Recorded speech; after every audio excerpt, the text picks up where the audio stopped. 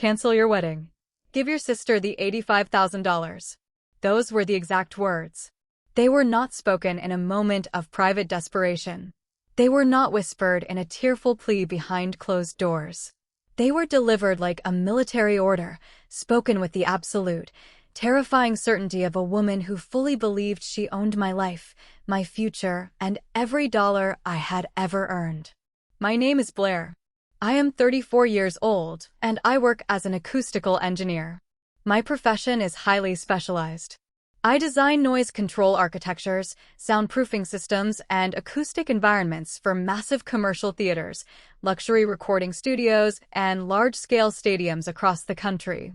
It is a career built entirely on the foundation of logic, precise calculations, and an intimate understanding of how invisible forces can bounce off walls, echo through a room, and fundamentally alter everything you hear. But despite all my professional expertise, despite my deep understanding of how sound travels, absolutely nothing could have prepared me for the sickening, violent sound that echoed through my rehearsal dinner. It was 24 hours before I was supposed to walk down the aisle and marry the love of my life. I was standing in the center of a beautifully restored, historic ballroom in the heart of the city. I had personally designed the acoustic treatments for this very building a year prior, ensuring that every laugh, every clinking glass, and every note of music would sound perfectly warm and golden. 65 of our closest friends, extended family members, and colleagues were gathered around elegantly decorated tables, murmuring in that happy, low hum of celebration. The lighting was soft. The champagne was flowing. I was wearing a custom-made ivory silk rehearsal dress. It had been designed and hand-stitched specifically for me by my close friend Cassidy, a master seamstress who had spent 3 months perfecting every single fold. For the very first time in my entire existence, I felt like I was allowed to be the center of attention. For the first time, I felt like I was the main character of a story that was actually about happiness, rather than a supporting character in someone else's endless family drama. Then my mother, Greta, walked up to my table. She did not wait for a quiet moment. She did not politely ask me to step into the hallway for a private conversation. She marched right up to where I was standing with a group of my university friends, holding a crisp, brightly lit sheet of paper. She slammed the printed bank transfer authorization form down onto the white tablecloth, right next to my half-empty dinner plate, and looked me dead in the eyes. Her voice was not a whisper. It was loudly projected, carefully calibrated to command the attention of everyone within a 20-foot radius. She told me, without a single ounce of hesitation, that I needed to sign the paper immediately. She announced that my younger sister, Fallon, had just found her absolute dream wedding venue, a sprawling estate by the water. However, the venue was highly competitive, and a massive non-refundable deposit was due by Monday morning. According to my mother's deeply twisted logic, my relationship with my fiancé was stable, secure, and grounded. Therefore, my wedding could easily be postponed for a year or two without any negative consequences. Fallon, on the other hand, was deeply fragile. Fallon had just gone through a terrible, traumatic broken engagement, and Fallon desperately needed something beautiful to look forward to in order to heal her broken spirit. I stared down at the piece of paper resting on the table. It was not a blank form. It was meticulously filled out. It contained my exact bank routing number, my private account number, and the exact, down to the penny balance of my dedicated wedding savings account, $85,000. My breath caught in my throat. I looked up from the paper and looked at my mother. Then I looked past her shoulder to where Fallon was standing. My younger sister was wearing a shimmering, floor-length silver gown that looked suspiciously, unapologetically like a bridal dress. She was staring at the floor with a tragic, practiced expression of victimhood, playing the role of the wounded bird to absolute perfection. I slowly pushed the piece of paper back across the white tablecloth, away from me. I looked directly into my mother's eyes, and I said a single word. No. I did not yell. I did not offer a long, trembling explanation. I did not apologize. I just said no. For a split second, the entire ballroom went completely, terrifyingly silent. The clinking of silverware stopped midair. The The soft jazz playing through the speakers seemed to fade into nothingness. You could have heard a pin drop on the hardwood floor. Greta stared at me as if I had just reached out and slapped her across the face. The muscles in her jaw locked tight. The veins in her neck strained against her aging skin. She wasn't just angry, she was deeply, fundamentally offended. Her favorite tool, her most reliable asset, my endless, silent compliance, had just broken in front of an audience. She did not reach for a glass of water to throw. She did not reach for a napkin to wipe her face. Instead, fueled by a lifetime of unchecked entitlement, she lunged forward. Her hands shot out, her fingers hooking violently into the delicate, custom-stitched silk neckline of my dress. Before anyone could even gasp, before my brain could even register the physical threat, she yanked downward with an animalistic, hateful force. The sound of the thick, expensive silk tearing was sickening. It ripped violently down the center of my chest, popping seams and tearing through the delicate lining, exposing my undergarments and the bare, flushed skin of my stomach. The sheer physical force of her pull almost dragged me over the dinner table. I stumbled backward, my chair scraping loudly against the floor, my hands instinctively flying up to clutch the ruined, shredded fabric to my chest. My heart was hammering against my ribs like a trapped bird. Greta did not step back.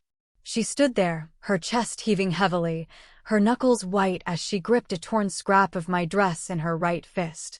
Her face was twisted into a mask of pure, self-righteous fury, entirely devoid of maternal love or even basic human decency. "Look what you made me do," she screamed at the top of her lungs, her voice cracking with hysterical, misplaced anger. "Look what you forced me to do, you selfish brat." She blamed me. While holding the torn pieces of my dignity in her hands, in front of everyone I loved, she blamed me for her violence. As the ruined silk hung from my shoulders and 65 guests stared in dead silence, I realized my mother hadn't just destroyed my dress. She had just destroyed the 11-year illusion I had bled to maintain. The family conflict had finally reached its terminal point. And as I looked toward the back of the room, the heavy doors opened. My fiancé, Declan, was walking in, carrying a locked black leather briefcase. How did a family get to the point where a mother would physically attack her own daughter over money? To answer that, you have to look into the past. To truly understand why my mother, Greta, firmly believed she had the absolute right to demand my $85,000 wedding fund, you have to walk through the museum of pain that was my 20s. You have to look at the invisible exhibits of sacrifice that I built, one painful compromise at a time. My father died suddenly of a massive heart attack when I was exactly 23 years old. He was a brilliant acoustic engineer, a man who understood sound waves, but completely failed to understand basic accounting. When his heart failed him in the middle of a Tuesday afternoon, he left behind a grieving widow, a bewildered younger daughter, an aging historic house outside the city with a massive mortgage, and a staggering mountain of hidden corporate debt that absolutely none of us knew existed. I was freshly out of college. I had a lucrative job offer waiting for me at a major engineering firm in Chicago. Instead of taking it, I stepped directly into the void my father left behind. I took over his sinking, debt-riddled company. I didn't just work hard, I surrendered my youth to that business. I worked 80-hour weeks, month after month. I spent my days walking dusty construction sites in hard hats, dealing with aggressive contractors, and my nights sitting alone at my tiny kitchen table, auditing years of neglected, unpaid invoices until I was crying from pure, unadulterated exhaustion. Greta, meanwhile, crafted a completely different narrative for herself. To our extended family, the neighbors, and the local community, she was the brave, stoic matriarch. She painted herself as the widow who held the family empire together through sheer willpower, spiritual strength, and maternal sacrifice. The harsh reality was that I was the one quietly keeping the lights on. I was the one negotiating with angry suppliers. I was the one restructuring the loans. But whenever a relative praised the company's miraculous survival at a Thanksgiving dinner or a family barbecue, Greta would wave a perfectly manicured hand, offer a modest, suffering smile, and say that I merely helped out with some basic paperwork. She would look people in the eye and declare that she was the one who kept the family standing. I let her have the credit. I thought she needed the validation to survive her grief. I thought being the silent foundation was my duty. My younger sister, Fallon, was the undisputed golden child of the family. Fallon was deemed too sensitive, too creative, and too delicate for the harsh realities of the world. She was a free spirit who simply wasn't built to handle the soul-crushing pressures of corporate America or financial responsibility. While I was battling with aggressive creditors on the phone, Fallon was busy trying to launch a career as a luxury wellness retreat coordinator. It was an industry built entirely on smoke, mirrors, and aesthetics. Fallon spent her days curating expensive vision boards, posting highly edited photos of matcha lattes in five-star hotel lobbies, and talking endlessly about spiritual alignment and manifesting wealth. Whenever her ridiculous ventures inevitably failed to generate a single dollar of actual profit, my mother called them brave entrepreneurial experiments. Whenever my grueling, back-breaking labor secured a massive new commercial contract that paid everyone's salaries, my mother simply called it my basic duty as the older sister. The first major exhibit in this museum of pain happened 4 years ago. The true financial rot of my father's hidden debts almost caught up to Greta. She called me on a rainy Tuesday evening, sobbing hysterically from the driveway of our sprawling family home. The house was officially entering foreclosure. She told me, her voice choked with tears, that losing the house would erase my father's memory forever. She said she would rather die than face the public humiliation of being evicted from the neighborhood. I couldn't let my mother lose her home. I couldn't bear the guilt she was projecting onto me. So, I took my personal savings, hired a lawyer, and set up an anonymous shell corporation. I called it the Alder Management Group. Through that anonymous, faceless entity, I began quietly paying her massive mortgage. $4,500 every single month, routed directly to the bank to keep a roof over her head. Greta was told by the bank that an anonymous angel investor, someone who deeply respected her late husband's legacy in the community, had stepped in to handle the financial restructuring. I let her believe this elaborate lie. I hid my own massive financial sacrifice because Greta constantly reminded me that accepting charity from her own daughter would be the ultimate humiliation. I thought I was protecting her fragile dignity. I didn't realize I was just giving her a golden license to live in a perpetual state of delusion. When you constantly hide your sacrifices to protect a toxic person's ego, they will eventually convince themselves that you never did anything for them at all. They will look at the house you bought them and believe they earned it. The second exhibit was the $22,000 betrayal. 2 years ago, Fallon tearfully came to me, claiming that a major corporate sponsor had suddenly pulled out of her upcoming luxury wellness retreat. She said she desperately needed $22,000 immediately to cover the venue deposits, or she would face massive public humiliation, brand destruction, and potential lawsuits. She begged me for a loan, promising on her life to pay it back within 6 months. I transferred the money directly from my hard-earned savings. I explicitly stated it was a formal loan, and I demanded to see the vendor receipts for the retreat. The receipts never came. Months later, through a mutual friend who felt guilty hiding it, I discovered the sickening truth. There was no corporate sponsor. There was no wellness retreat. Fallon had used my $22,000 to pay for a lavish, 2-week vacation at a luxury resort in Bali. She had purchased designer clothes, hired professional photographers, and staged hundreds of photos to make her wellness brand look wildly successful and glamorous on social media. When I finally confronted her with the evidence, Fallon didn't even blink. She didn't apologize. She just smiled a condescending smile and said that image was a crucial part of business development.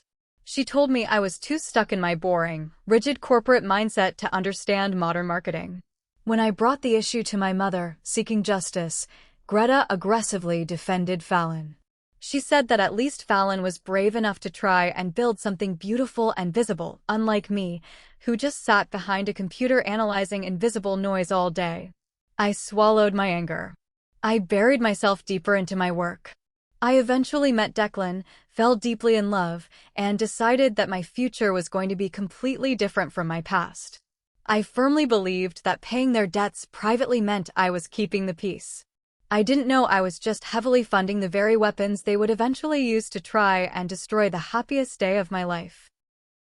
Declan was the very first person in my entire life who completely refused to look away from the ugly truth of my family dynamic. He worked as a senior corporate risk investigator. His entire professional career was built on looking at complicated spreadsheets, finding the hidden financial discrepancies, and asking the hard, uncomfortable questions that guilty people desperately wanted to avoid answering. He had a brilliant, analytical mind that didn't run on emotion. It ran on cold, hard data. When we got engaged and started merging our lives, he quickly started noticing the massive financial leaks in my world. He saw the chronic stress I carried in my shoulders every time my phone rang with my mother's caller ID. He gently, systematically started asking questions that made me incredibly defensive and anxious. Why was my mother constantly complaining to our relatives about being broke if her massive mortgage was being fully covered by this mysterious investor? Why did Fallon's consistently failing wellness company still have active, high-limit business credit lines? Why did my mother always demand money for emergency repairs without ever showing a single contractor invoice or bank statement? At first, I fought him tooth and nail. I was deeply conditioned to protect the family narrative. I told him he just didn't understand our family loyalty. I threw the classic excuses at him. Wasn't my mother a grieving widow who deserved a break? Wasn't my sister just a misunderstood creative struggling to find her path? Wasn't I incredibly lucky enough to have a high-paying career so I could shoulder the burden for them? Declan didn't argue. He just held my hands, looked me squarely in the eyes, and asked me one single, devastating question. When exactly does helping your family become giving them permission to exploit you? The red flags started waving frantically, impossible to ignore, about 6 weeks before our wedding day.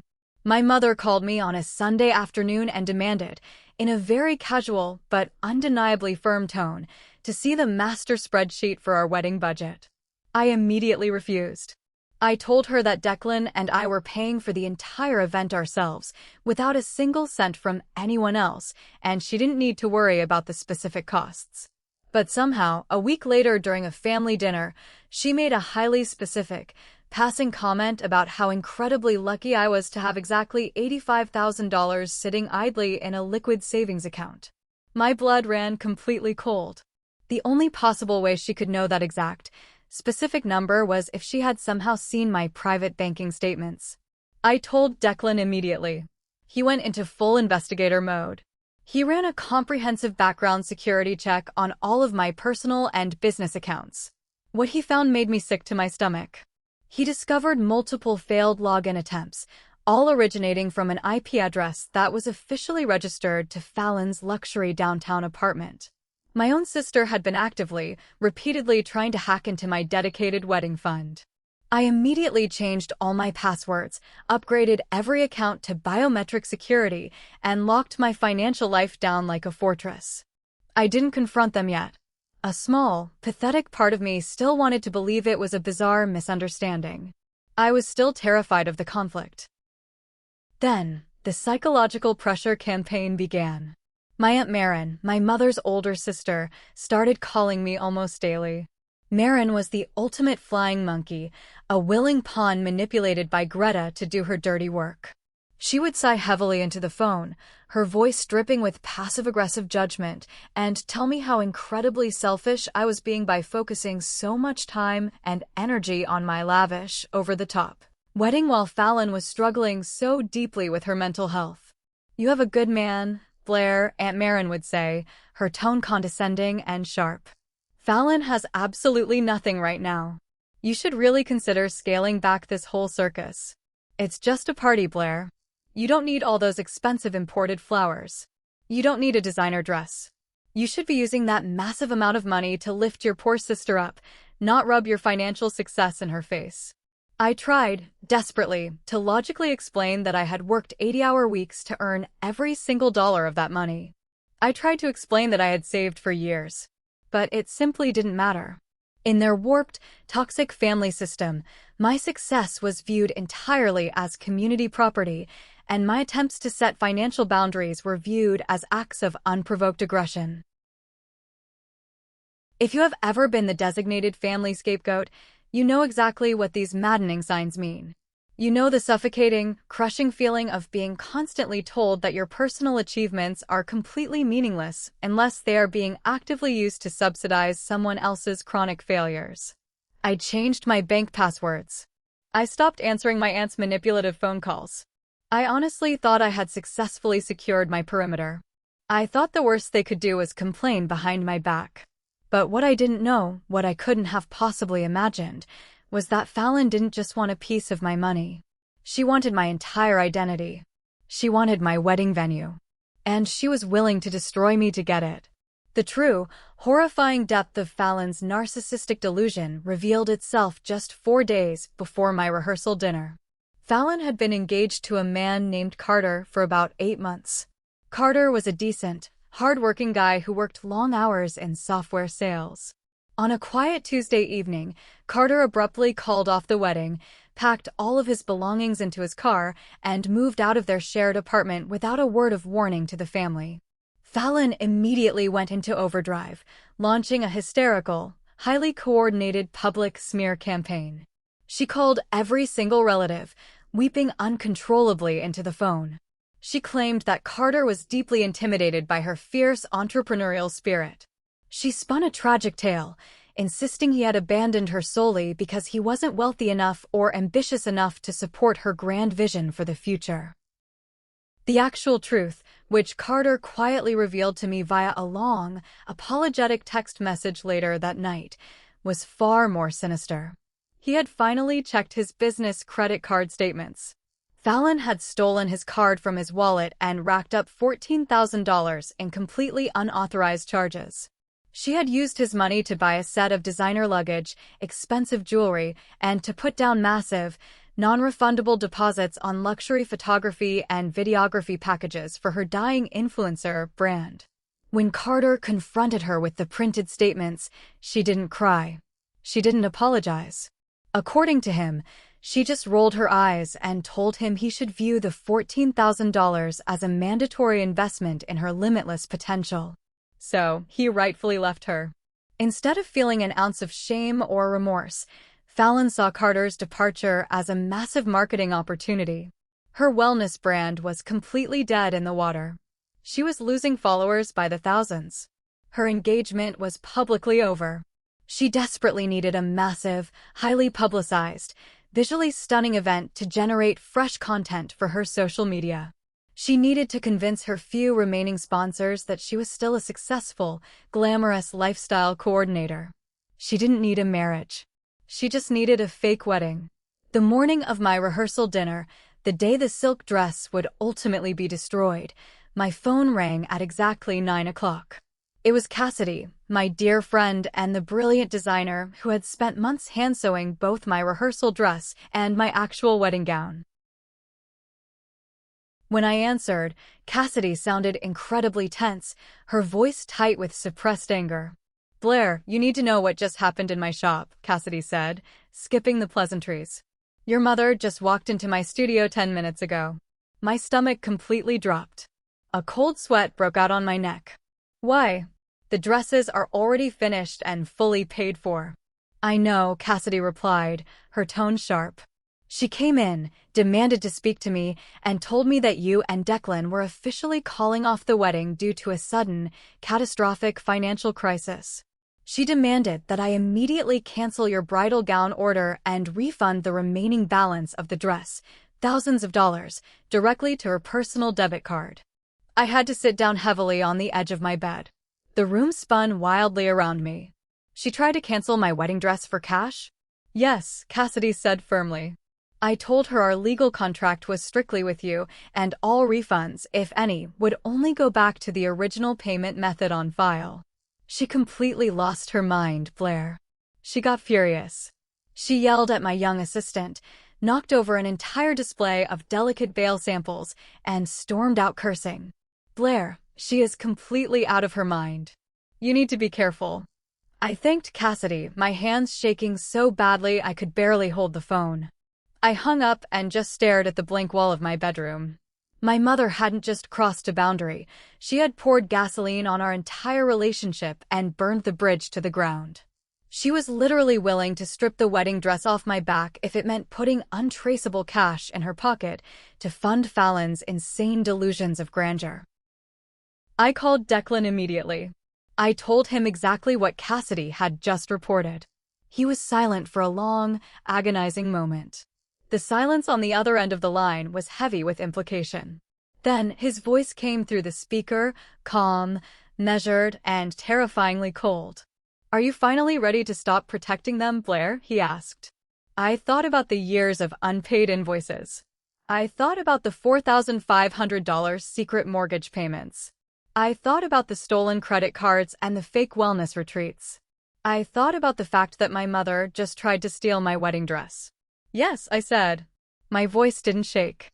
My mother tried to steal my wedding dress refund at 9 in the morning, and when that pathetic scheme failed, she arrived at my rehearsal dinner ready to take my future by force.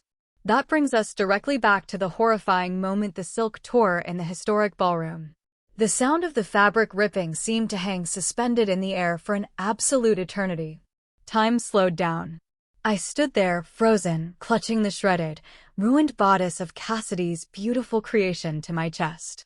My skin was flushed hot with shock and the sudden humiliation of physical exposure. 65 guests were frozen like statues around the room, their eyes wide with disbelief, their mouths slightly parted in absolute horror. The silence was deafening. Fallon was standing right behind Greta. She hadn't flinched when our mother violently attacked me. She hadn't gasped. She just stood there in her shimmering silver, bridal-looking gown, her hands clasped delicately in front of her like a saint. She didn't step forward to help me cover up. She didn't tell our mother to stop or calm down. Instead, she leaned forward slightly, touched Greta's arm with a manicured finger, and whispered urgently, "Mom, everyone is watching." That was it. That was her one and only concern. Not that her older sister had just been physically assaulted. Not that my beautiful dress was ruined. Just that the audience of 65 people was currently watching their carefully crafted family mask slip off and shatter on the floor. My best friend, Sutton, a fierce, no-nonsense construction contractor who had never bought into my mother's fake charm, was the very first person to move. She shoved her heavy wooden chair back so hard it crashed loudly to the floor. She strode purposefully across the room, ignoring my mother entirely. She pulled off her tailored, expensive suit jacket in one fluid motion and wrapped it firmly around my trembling shoulders, completely covering my exposed skin and the torn silk. "I've got you," Sutton whispered fiercely in my ear, pulling the lapels tight. She didn't yell at Greta. She didn't cause a bigger scene or throw a drink. She just stood shoulder to shoulder with me, a solid, immovable physical barrier between me and the madness of my toxic family. Greta was still standing there on the other side of the table, her chest heaving, holding the torn piece of silk in her fist like a trophy. She looked at me, waiting. She was waiting for me to break down into tears. She was waiting for the familiar, decades-old script to play out. The script where she acted out violently, I absorbed the emotional and physical damage, and then I eventually apologized for making her so angry. "Look what you made me do," she repeated, though her voice was slightly less confident now, wavering just a fraction as she looked around at the horrified faces of the guests. But I didn't cry. For the first time in my entire 34 years of life, standing in front of my mother in a ruined dress, I didn't feel a single ounce of guilt. The thick, suffocating fog of familial obligation completely evaporated from my mind, leaving behind a cold, sharp clarity. That sentence, "Look what you made me do," was the entire foundation of our twisted family dynamic. She demanded, and I paid. She lied, and I covered it up. She caused the wreckage, and I was expected to quietly clean up the broken glass and apologize for getting cut in the process. I had spent my entire adult life apologizing for boundaries I had never even set. I had spent my life trying to buy peace from people who were entirely committed to a one-sided war. But as I looked at my mother's self-righteous, angry face and my sister's cold, calculating eyes, the guilt vanished forever. It was replaced by a cold, diamond-hard resolve. "I didn't make you do anything, Mother," I said. My voice wasn't shaking. It echoed clearly through the perfectly engineered acoustics of the silent ballroom. "You chose to do that. Just like you chose everything else." Greta frowned, genuinely confused by my lack of tears and submission. She pointed a shaking finger at me. "You are ruining your sister's life by being this selfish. You have everything, Blair. A career, a fiancé, money. She has nothing. You owe us this money. We are your family." I tightened Sutton's suit jacket around my shoulders and stood up completely straight. It was time to finally show them what a real, unbreakable boundary looked like. Before Greta could launch into another screaming fit and further humiliate herself, the heavy wooden double doors at the far back of the ballroom swung open with a loud thud. Declan walked in. He had been detained at his corporate office across town, finalizing some urgent legal paperwork regarding our accounts, but now he was here. He was wearing his impeccably tailored dark navy suit, looking sharp and professional. And in his right hand, he carried a heavy, black locking briefcase. It wasn't just any briefcase. It was the specific briefcase he used when he was presenting undeniable evidence of severe corporate fraud to a board of directors. It was the briefcase that ended careers. He stopped a few feet inside the room. The atmosphere was incredibly tense. His sharp eyes swept over the frozen crowd, scanning past the horrified guests, past my hyperventilating mother, past Fallon in her silver dress, and landed directly on me. He saw Sutton's oversized dark suit jacket draped awkwardly over my shoulders. He saw the torn shreds of ivory silk hanging out from underneath it. He saw the crumpled piece of fabric still clutched tightly in my mother's fist. He saw the bank transfer form sitting on the table. His face didn't twist in anger. He didn't shout or run over. Instead, his expression went completely, terrifyingly blank.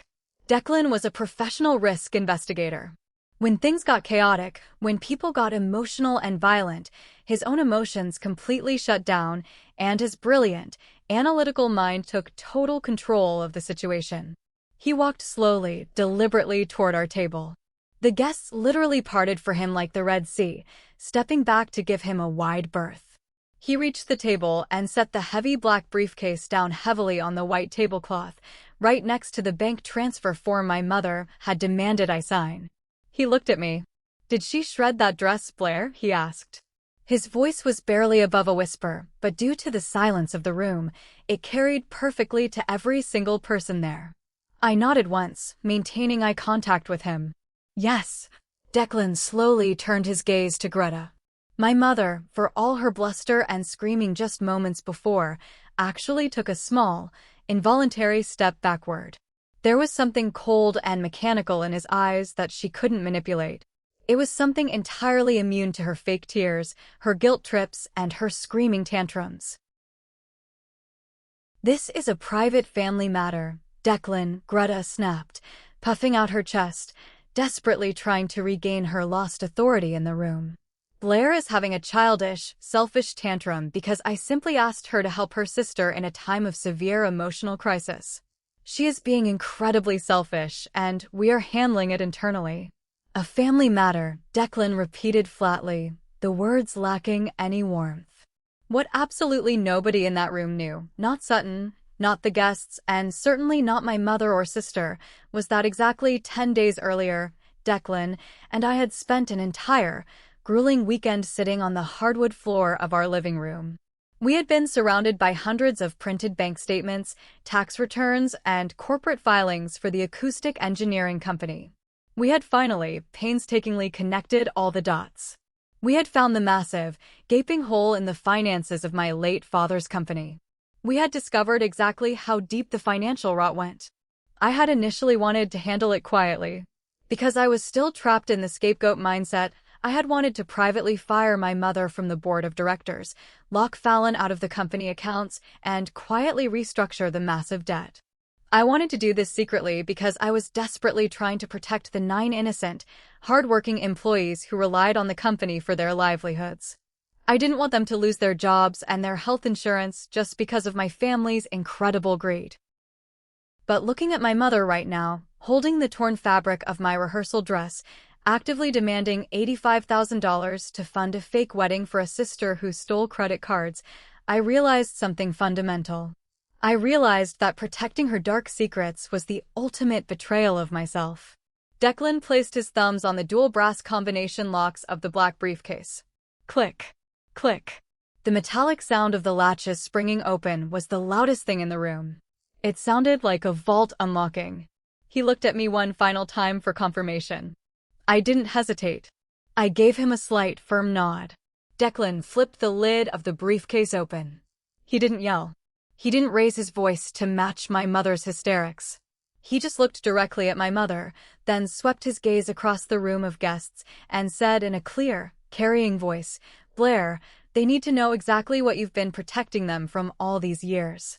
Thank you so much for reading this story so far. If you have ever had to deal with a toxic family member who weaponized your success or demanded your hard-earned money, let me know your experience in the comments below. Be sure to subscribe and like this video so you don't miss the explosive conclusion where every single secret gets dragged into the light." The silence in the ballroom was so heavy it felt like it could crush the breath right out of my lungs. Declan stood at the head of our table, his hands resting on either side of the open briefcase. He did not look angry. He looked like a surgeon about to perform a very necessary, very painful amputation. He pulled out a thick stack of papers, all neatly bound, and dropped them onto the white tablecloth right next to my mother's ridiculous bank transfer form. "Let us talk about the anonymous angel investor," Declan said. His voice was calm, steady, and entirely devoid of emotion. My mother's face instantly lost all its color. The angry red flush that had covered her cheeks just moments before drained away, leaving her looking sickly and pale. Her hands, which had been clenched into fists, suddenly flew out to grip the edge of the table as if her legs were about to give out. "Declan, stop," Greta hissed, her voice trembling for the very first time. "This is a private dinner. You are ruining Blair's night. Put those away." "Blair's night was ruined the moment you decided to lay your hands on her," Declan replied smoothly. He did not even blink. He picked up the first document and held it up. "For the past 4 years, Greta has told everyone in this room that a mysterious corporate benefactor, someone who deeply respected her late husband, stepped in to save this family from ruin. She claimed this investor was paying the mortgage on the sprawling estate she currently lives in." Aunt Marin, sitting at the table next to ours, crossed her arms. "Yes, we all know that. A wealthy colleague of my late brother-in-law. What does that have to do with Blair being a selfish brat today?" I stepped forward. I pulled Sutton's oversized jacket tighter around my shoulders, covering my torn dress, and I looked directly at my aunt. "There is no wealthy colleague, Aunt Marin," I said, my voice ringing clear across the room. "The investor does not exist." Murmurs broke out across the tables. People exchanged confused glances. "What are you talking about?" Uncle Orson asked, leaning forward, his brow furrowed. "We saw the bank statements Greta showed us. The payments come from a corporate entity, the Alder Management Group." "I am the Alder Management Group," I said. The murmurs stopped instantly. The silence returned, thicker and more suffocating than before. I turned to look at my mother. She was staring at me with wide, terrified eyes. The illusion she had spent 4 years carefully cultivating was shattering into a million pieces right in front of her. "When my father died, he left that house drowning in hidden debt," I told the room, refusing to break eye contact with Greta. It was weeks away from foreclosure. My mother called me, weeping, saying she would rather die than face the humiliation of losing her status in the neighborhood. I was 23 years old. I took every single dollar of my personal savings, I hired a lawyer, and I set up an anonymous shell corporation. For the past 4 years, I have been paying $4,500 every single month to keep a roof over her head. A loud gasp rippled through the guests. Several of my mother's wealthy country club friends covered their mouths in shock. $54,000 a year, Declan added, reading from the paper in his hand. $216,000 in total. paid directly from Blair's hard-earned salary into the bank account holding the deed to that house. She didn't know. Fallon suddenly cried out, stepping forward in her silver dress, trying to play the heroic defender. Blair, you did it anonymously. You hid it from her. You cannot blame Mom for not thanking you when you intentionally deceived her. It was the perfect excuse. It was the exact lie I had told myself for 4 years to justify my mother's lack of gratitude. But Declan shook his head.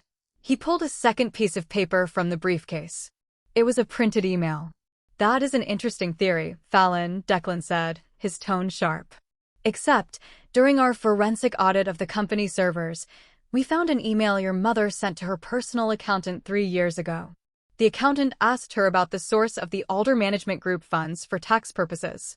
Declan looked directly at my mother. She was shaking her head frantically, mouthing the word no. Declan read the email aloud. I quote, "Do not worry about the Alder payments. It is just Blair funneling her salary through a shell company to pay my mortgage. Just classify it as a non-taxable family gift. I am letting her do it anonymously because if I acknowledge it, she will hold it over my head, and I refuse to owe my own daughter anything." The collective gasp from the 65 guests was audible. Aunt Marin looked like she had just been slapped. My mother knew. She had known almost the entire time. She knew I was working 80-hour weeks, skipping vacations, and wearing cheap clothes to afford her luxurious lifestyle.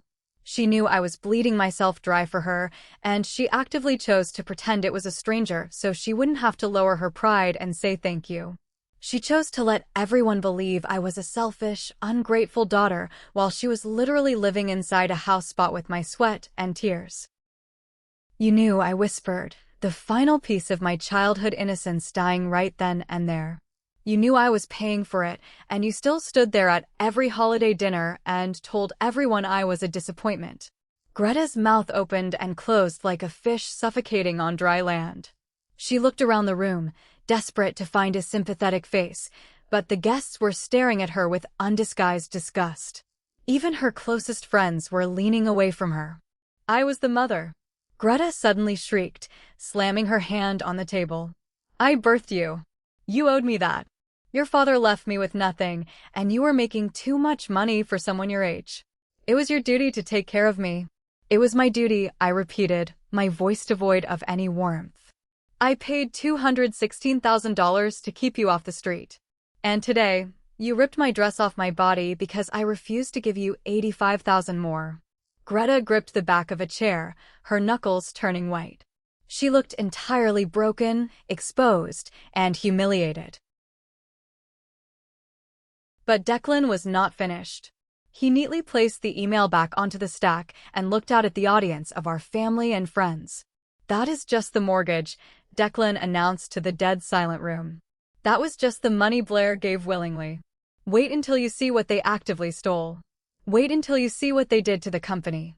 If exposing the mortgage payments was an earthquake, what came next was a total systemic collapse. Fallon, realizing the tide had viciously turned against them, tried to do what she always did. She tried to cry. She brought her hands up to her face, her shoulders shaking, and let out a pathetic, dramatic sob. This is so cruel, Fallon wept, peeking through her fingers to ensure people were watching her. Blair, how can you do this to us? I am going through the most traumatic time of my life. Carter left me. I am trying to salvage my ruined wedding, and you are humiliating us over old bank statements. Declan did not even look up from his briefcase. You are not trying to salvage a wedding, Fallon.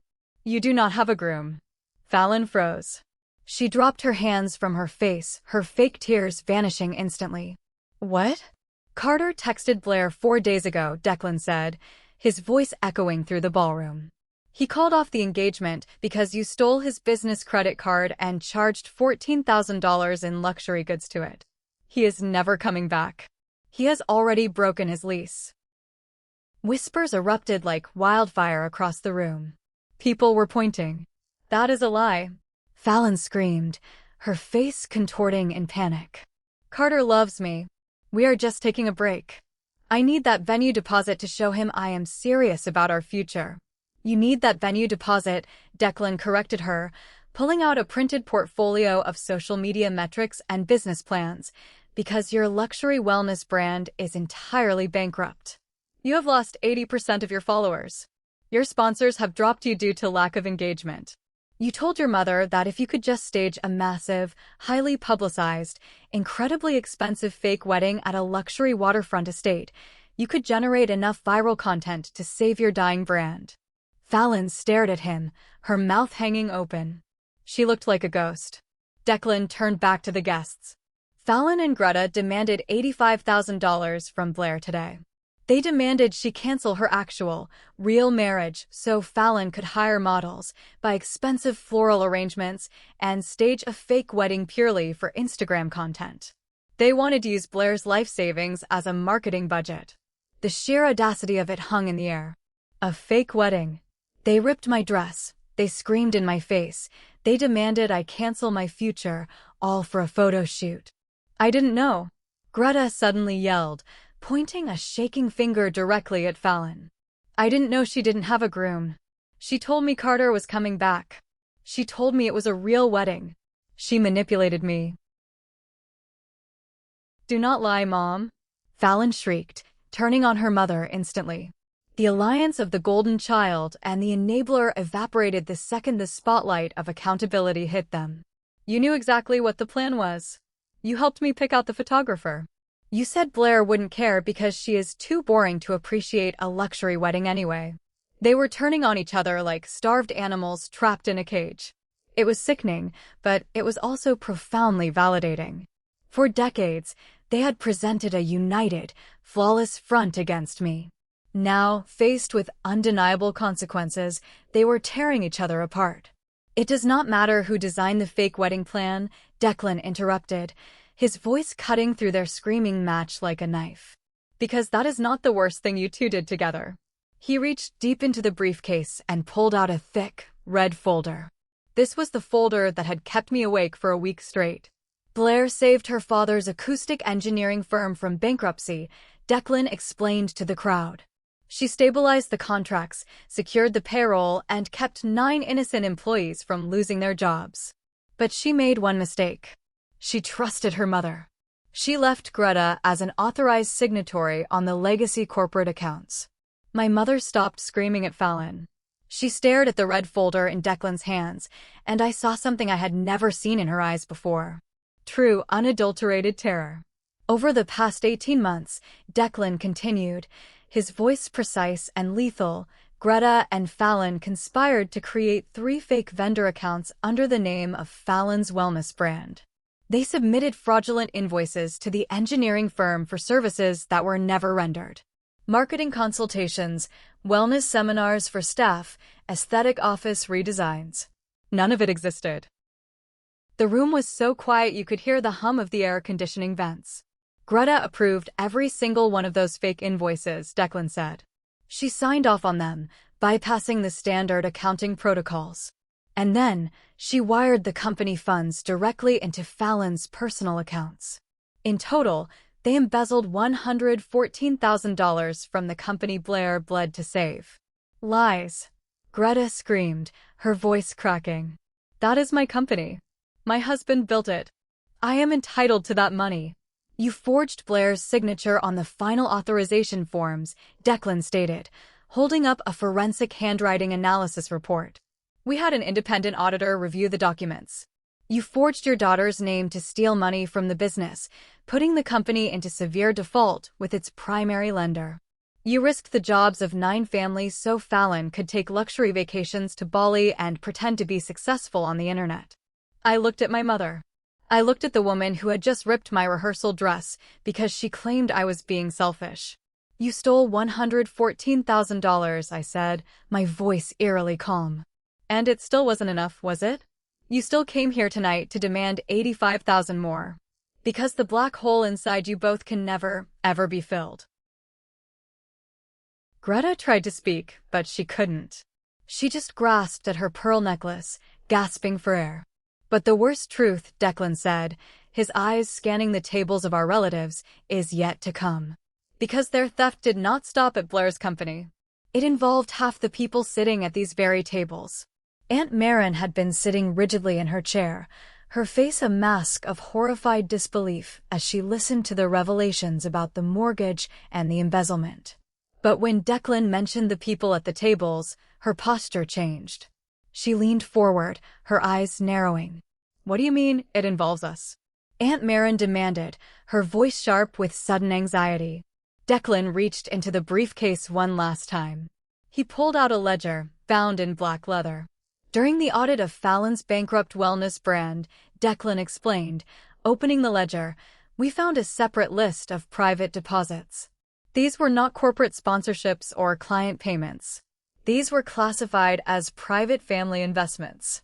Uncle Orson, a retired dentist who had always lectured me about respecting my elders, suddenly stood up from his chair. Those were seed rounds, he said, his voice defensive. Greta told us Fallon's company was expanding globally. We invested early to help family. We bought equity. Fallon's company is an LLC that has never been publicly traded or legally structured to issue equity shares, Declan stated, crushing his defense instantly. There is no stock. There are no shares. You gave them unsecured personal loans based on fraudulent promises. Declan flipped a page. Uncle Orson, Aunt Maren. You wired $30,000 to Fallon's account 8 months ago. Greta personally guaranteed the return on that investment, promising a 20% yield within a year.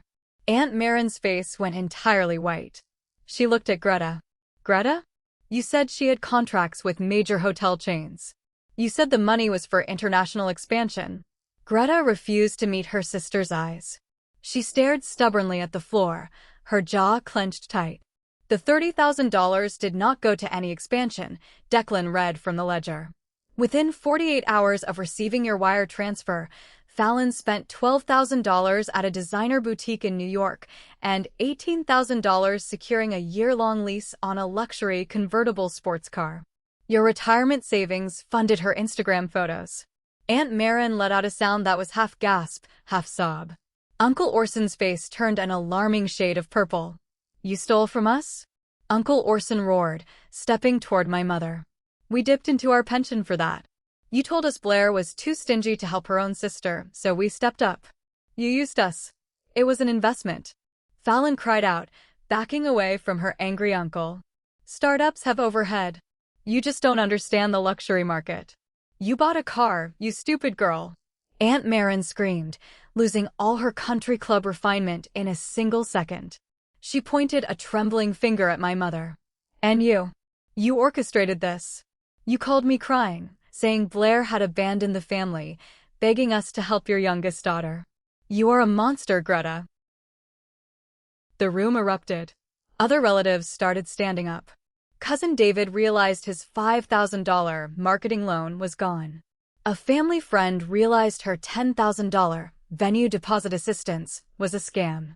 The flying monkeys, the very people who had spent the last 6 weeks calling my phone to harass me for being a selfish, ungrateful daughter, were suddenly waking up to the horrifying reality that they had been conned by the exact people they were fiercely defending. The energy in the ballroom shifted violently. The judgment and disdain that had been directed at me for refusing to hand over my wedding fund was now entirely, intensely focused on Greta and Fallon. They were surrounded. Greta realized she had lost the crowd. She realized her carefully constructed empire of lies, guilt trips, and stolen money had just burned to the ground in front of 65 witnesses. Driven into a corner, she resorted to the only tactic she knew. Absolute, tyrannical control. Enough. Greta shrieked, slamming both her hands onto the table, sending silverware clattering to the floor. She puffed out her chest, trying to project the terrifying matriarch persona that had controlled me for over 30 years. I am the elder of this family. Greta yelled, her face contorted with rage. I will not be interrogated and humiliated by a disrespectful brat and her arrogant fiancé at a dinner I am attending. This is entirely inappropriate. Everyone, grab your coats. We are leaving. This rehearsal dinner is officially over. She looked around the room, expecting the relatives to fall in line, expecting them to obey her command just like they always did. She expected to control the narrative by simply shutting down the event. Get out! Greta screamed, pointing toward the heavy wooden double doors. All of you out. The wedding is cancelled. I am shutting this down. Aunt Marin didn't move. Uncle Orson didn't move. Nobody moved. They just stared at her with varying expressions of rage and disgust. I stepped forward from behind the table. I kept Sutton's dark jacket wrapped securely over my ruined silk dress. I looked at my mother, and I felt a profound sense of peace wash over me. You cannot order anyone to leave, Greta, I said calmly. Watch me, she spat. I am your mother. I am shutting this entire circus down. No, you are not, I replied, my voice steady and unwavering. Because you forgot one crucial detail about this venue. Greta paused, her arms still extended, pointing toward the doors. Her chest was heaving. What are you talking about? I am an acoustical engineer, I reminded her. I personally designed the soundproofing and the acoustic architecture for the restoration of this entire historic building last year. Because of my work, the owners gave Declan and me a massive discount. We hold the exclusive rental contract for this ballroom tonight and for the entire venue tomorrow. I took a step closer to her. She instinctively took a step back. You do not own this room, I said, my voice carrying the weight of a judge delivering a final verdict. You do not own this wedding. You do not own my money, you do not own my future, and as of tonight, you no longer own my silence. Greta stared at me, the reality of her utter powerlessness finally sinking in. She had no authority here. She had no leverage. Her threats were empty. Declan closed the black briefcase. The loud, metallic click of the latches locking sounded like the slamming of a prison door. He reached into his inside jacket pocket and pulled out one final, crisp white envelope. He handed it to me. I held the envelope up. This is a formal letter of notification from Mr. Hayes, the independent forensic auditor, and the primary commercial lender for the engineering firm. Because you forged my signature to embezzle $114,000, putting the company into critical default, emergency measures were enacted yesterday morning. Greta's eyes widened in horror. What did you do? I didn't do anything, I said coldly. Your actions did. 24 hours ago, to prevent the bank from liquidating the company and firing all 9 employees, I legally transferred my controlling shares and the operational management of the firm into a worker-owned cooperative trust. The employees now own the company they work for. You gave away my husband's company? Greta shrieked, her knees finally giving out. She collapsed heavily into her chair, clutching her chest. You gave away my inheritance? It wasn't an inheritance, it was a debt trap, I corrected her. Furthermore, Mr. Hayes has officially frozen all corporate accounts. Your access is revoked. Fallon's accounts are flagged for fraud investigation by the lender. And the Alder Management Group will not be making the $4,500 mortgage payment next week or ever again. The bank will begin foreclosure proceedings on your house by the end of the month. The silence that followed was absolute. It was the sound of a toxic empire crumbling into dust. Fallon, realizing that her fake wedding, her luxury car, and her entire lifestyle were gone, burst into genuine, hysterical tears. She sank to the floor, ruining her silver bridal gown, sobbing loudly, but nobody rushed forward to comfort her. Greta sat in her chair, staring at the white tablecloth. The terrifying matriarch was gone. In her place sat a broken, panicked woman who had just realized she had pushed her favorite scapegoat too far. She looked up at me. Her eyes were filled with tears, but they weren't tears of remorse for what she had done to me. They were tears of pure self-pity.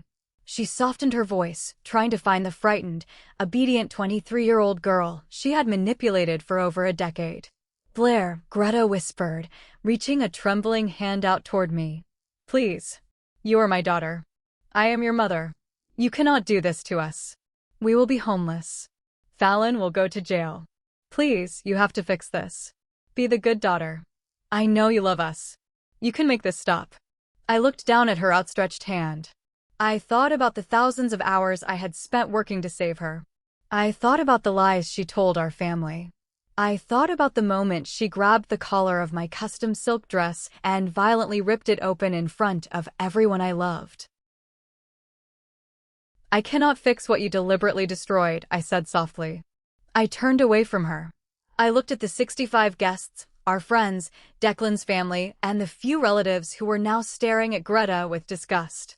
Please enjoy the dinner, I said to the room. The food is fully paid for. Declan and I are going to leave early. I looked at Declan. He picked up his briefcase, walked over to me, and gently placed his hand on the small of my back. Together, we turned and walked away from the table. We did not look back. We walked down the long, carpeted aisle of the ballroom, toward the heavy wooden double doors. Behind us, I heard Aunt Marin's voice rise in anger, demanding to know how Greta planned to repay her retirement money. I heard Fallon wailing on the floor, but their voices faded into background noise. It was no longer my problem to solve. If you think this is where the justice ends, you are wrong. The actual wedding day brought a karma I couldn't have scripted better in a movie. Outside the building, the cool evening air hit my face. The streetlights cast a warm, golden glow on the sidewalk. I pulled Sutton's jacket tighter around my ruined dress. Declan stopped by our car. He looked at me, his eyes full of deep concern and unwavering support. Are you okay? He asked softly. I am, I said, and for the first time in my life, I genuinely meant it. Given everything that just happened in there, Declan said, studying my face, half your family is currently at war, your mother is facing bankruptcy, and your dress is ruined. I have to ask you, do you want to postpone the ceremony tomorrow? Do you want to cancel the wedding? I looked at the man who had helped me find my spine. I looked at the man who loved me enough to burn down a toxic empire just to protect my peace. I smiled. No, I said firmly. I do not want to cancel anything. Tomorrow, I become a wife. And they become bankrupt. I wouldn't miss it for the world. The morning of my wedding day dawned bright, clear, and perfectly blue. I woke up in the luxury hotel suite Declan had booked for me, and for the first time in 11 years, I did not wake up with a crushing weight of anxiety on my chest. My phone was blissfully silent. Declan had confiscated it the night before and handed it to Sutton, instructing her to aggressively block any number associated with my mother, my sister, or any relative who tried to play the peacemaker. At 10 o'clock in the morning, Cassidy arrived at my suite. She wasn't carrying my wedding gown.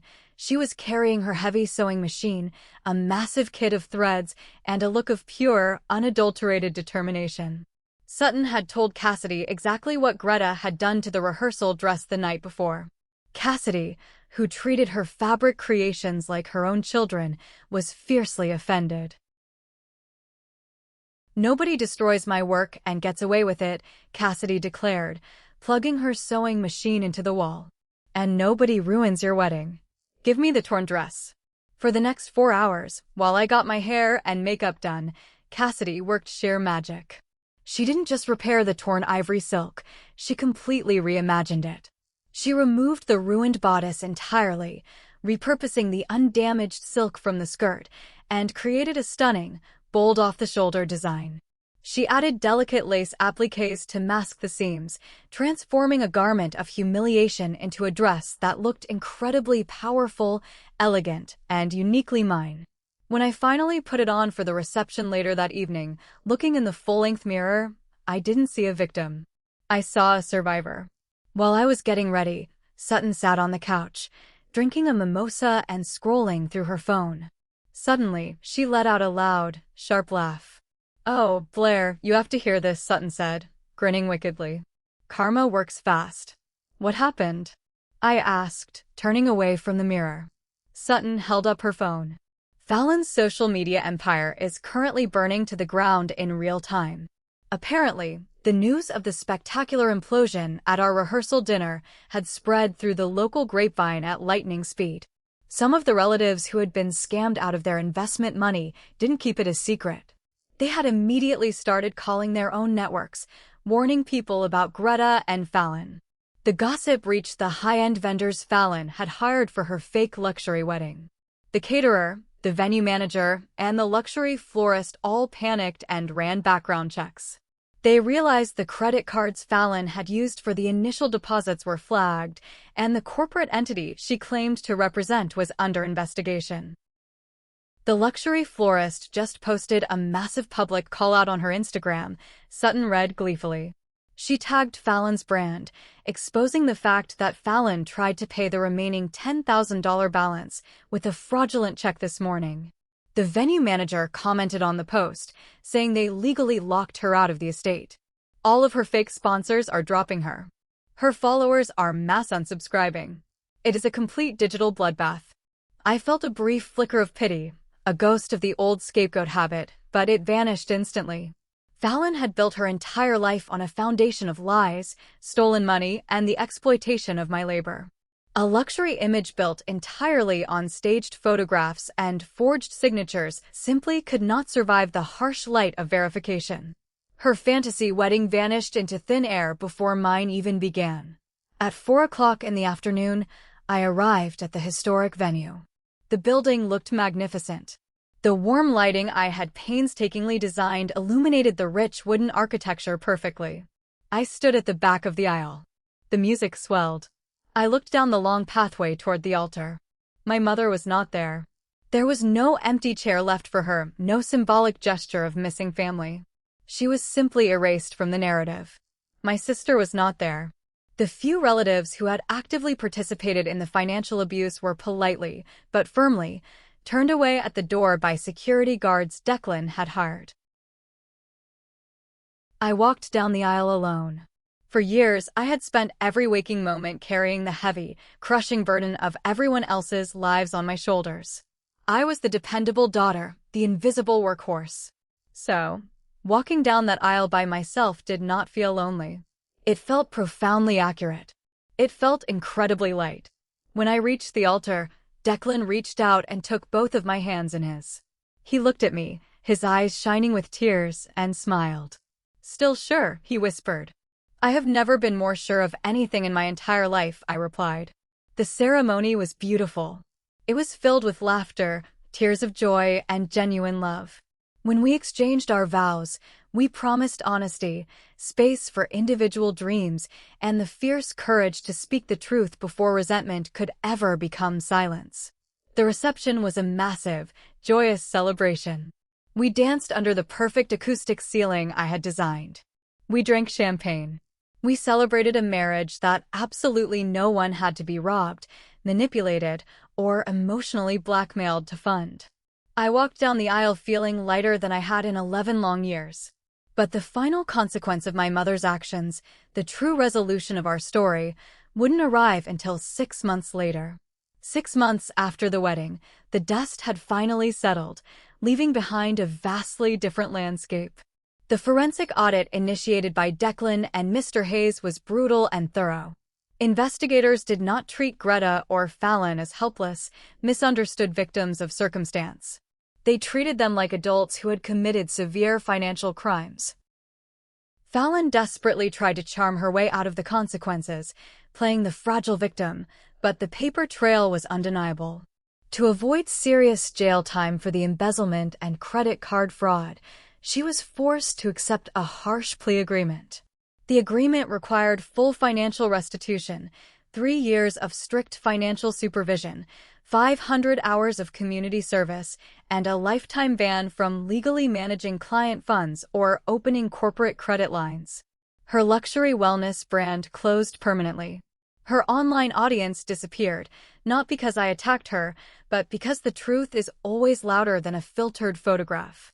She currently works in an event rental warehouse, moving heavy chairs and tables under the strict supervision of a manager.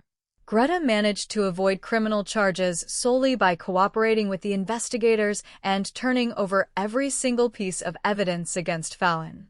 She admitted on legal record that she had knowingly approved misleading revenue statements to protect her credit lines. She lost total control of the acoustic engineering firm. Its legitimate equipment, client contracts, and dedicated staff were legally transferred into a worker-owned cooperative. The 9 employees who had kept the company alive alongside me were now the owners, successfully managing the business without my mother's toxic interference. Without the $4,500 anonymous payments from the Alder Management Group, the sprawling family estate went into immediate foreclosure. The bank seized it and sold it. After the massive mortgage, the back taxes, the fraudulent credit lines, and the staggering legal costs were fully paid off, Greta was left with almost nothing. She had just enough money to rent a modest, incredibly small one-bedroom apartment in a noisy complex far outside her prestigious historic district. She lost her country club membership. She lost her status. Losing the stolen money hurt her deeply, but losing her absolute control over the family narrative hurt her much more. For 6 entire months, I maintained strict, unbroken no contact with both of them. During that time, Declan and I used a portion of our remaining wedding funds to establish a dedicated educational program. We created a scholarship for underprivileged apprentices entering the highly specialized field of theater acoustic restoration. We officially named it the Samuel Acoustic Fellowship, after my late father. I had once firmly believed that protecting my father's legacy meant preserving his failing company, paying for his massive house, and maintaining a flawless, fake family image. I eventually understood that a true legacy is never about physical property or keeping toxic secrets. It is about the principles you choose to continue. My father taught me the value of hard work, precise craftsmanship, and deep respect for the invisible workers behind the scenes. Helping young apprentices honored his memory far more honestly than secretly paying the mortgage of a woman who despised me. Then, exactly 6 months after the wedding, a thick envelope arrived in my mailbox. It was an 8-page handwritten letter from Greta. I almost threw it in the trash unopened. But Declan encouraged me to read it, just in case it contained legal information. The first 2 pages were exactly what I expected. She described her immense grief, her tiny apartment, and her terrifying fear of poverty.